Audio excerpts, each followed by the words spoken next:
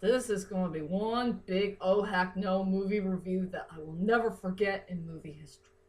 I must take this evil movie review down to the count. And I vow never to watch this evil movie of hell ever again for the rest of my life.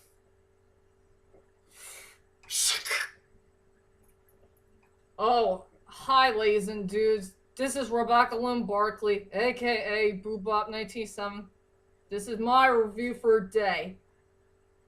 I hate to say it, ladies and dudes, but this is it. This is the biggest moment that everybody has been waiting for from the last 2 friggin' years ago.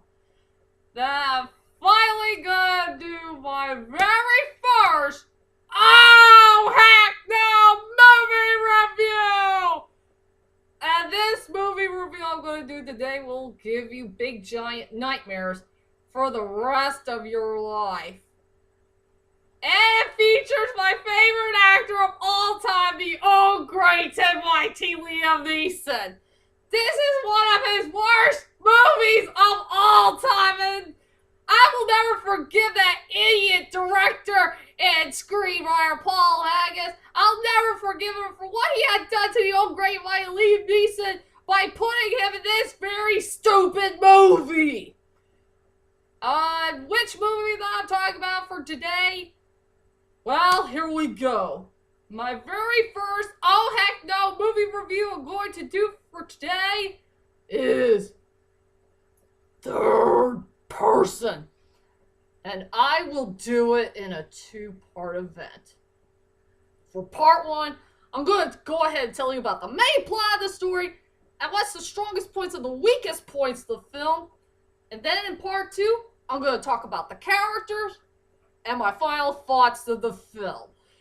So anyway, without further ado, ladies and dudes, let's head on to one of my most biggest nightmare movie reviews of all time. And my biggest nightmare movie that I will never forget in movie history. And I vow never ever to watch this evil movie of hell ever again for the rest of my life. So let's head on to my movie review of Third Person. The story is gonna be about it's this idiot novelist named Michael who is typing up some decent stories here and there about these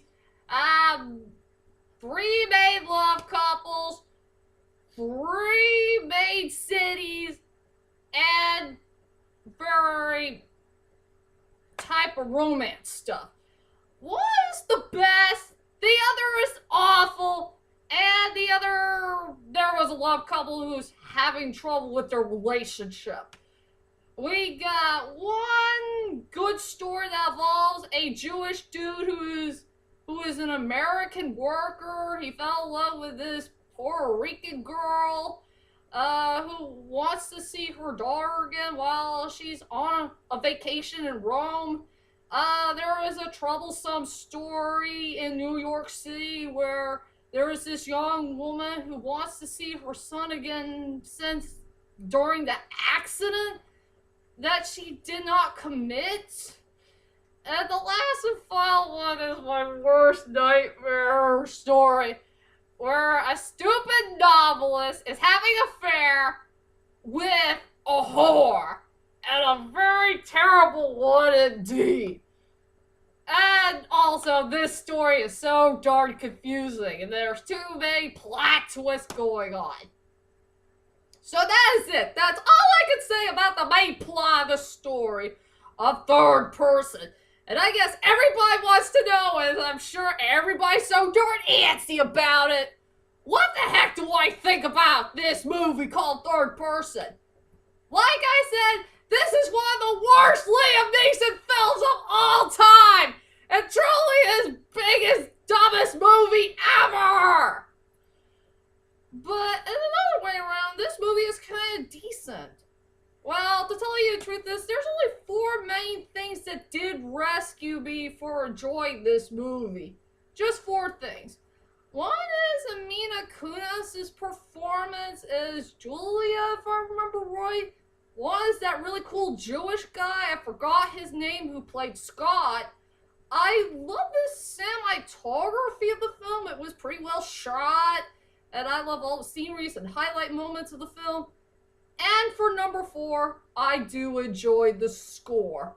I think the score is definitely the best savior of all for this movie. I will say, it's one of the worst films that Liam Neeson have ever made, but I will say this is a pretty decent film for the other 2 actors who are the main saviors of the film. So I will say about this movie, this is the worst one I ever watched, but yet pretty darn decent. This storyline was The characters, few hits, couple of decents, and a few miss. The scenery and the highlight moments are good. I love the cinematography. It had a good, interesting score. And I hate to say it, please forgive me for saying this. This is one of the biggest oh heck no movies that you'll ever watch in your whole entire life.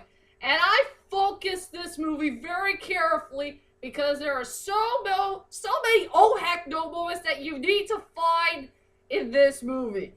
Including with the worst love couple I hate the most. Ugh. It gives me nightmares, ladies and dudes. This is, like I said, this is one of the worst Liam Neeson movies I have ever watched. And I'll never forgive that idiot Paul Haggis for what he had done to the old great mighty Liam Neeson, for giving him a really bad, awful character, a really horrible story of that character, and making stupid things with Olivia Wilde. Ugh, that gives me nightmares. So anyway, let's head on to my strongest points and the weakest points of the film. I will say for the strongest points for this movie is truly the score. I fell in love with this score. I think this is one of the best scores I have ever heard from a very bad, terrible movie, but somewhat decent. I will say the score is beautiful, it's mysterious, very unknown, and there are some scenes here and there that fit well in the movie. And whoever that composer is, he or she, that person did a really good job of making a fantastic score that really did blow me away. I love the score. The score will always be the main saviors for movies. And, you know, scores are my most favorite parts of movies of all time. But I think this score came into bad timing. It's a good score, but it came in bad timing in a very bad, terrible movie, if you know what I mean. So yeah, I will say the true strongest point for this movie is the score. And now let's go on to the most biggest, weakest point about this movie. And I hate it from start to finish. It's about Michael and Anna's relationship. I frickin' hate this couple. This is one of the most worst love couples I have ever seen in movie history. And they did a whole lot of terrible things here and there. And their relationship, ugh, it makes me sick and throw up. Bleh, bleh, Michael and Anna gave me terrible nightmares in this movie. It makes me sick and throw up. Bleh, bleh.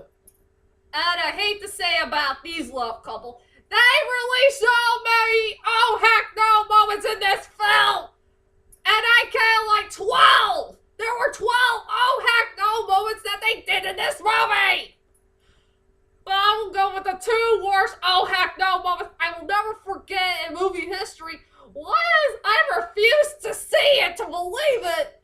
And the other, don't forget to eat a Kit Kat bar for this, because,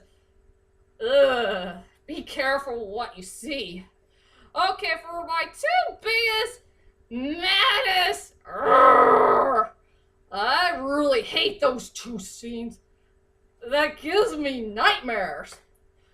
There is one oh heck no moment where Michael and Anna are going to have sex. and I refuse to look at that sex scene. I saw like little bits of it here and there, but I did remember the time 2 years ago I did see that sex scene and somebody uploaded it on YouTube.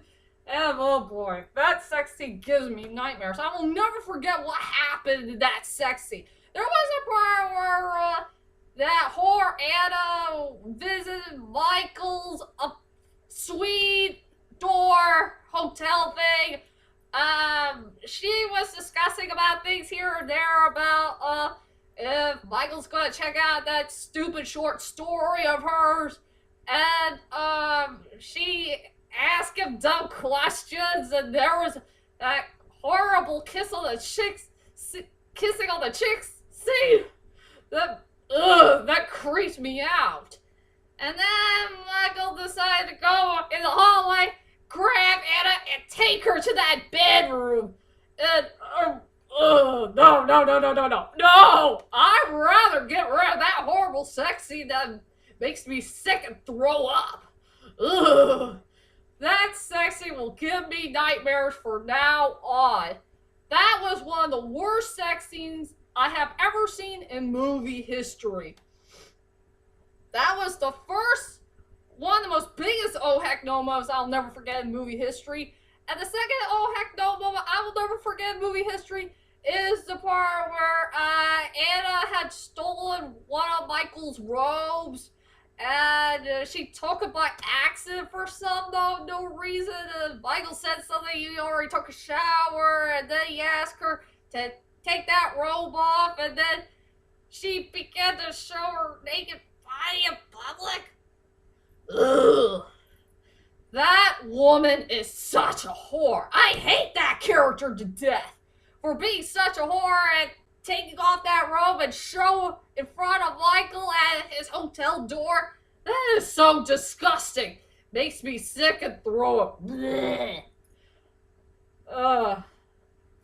Michael and Anna are the most oh heck no moments I will never forget in movie history. So anyway, that's my whole entire strongest points and the weakest points of the film. And I'll be back for a couple of minutes to tell you about the characters and my final thoughts of the film, so please don't go away of this very scary oh heck no movie review that you will never forget in movie history, okay?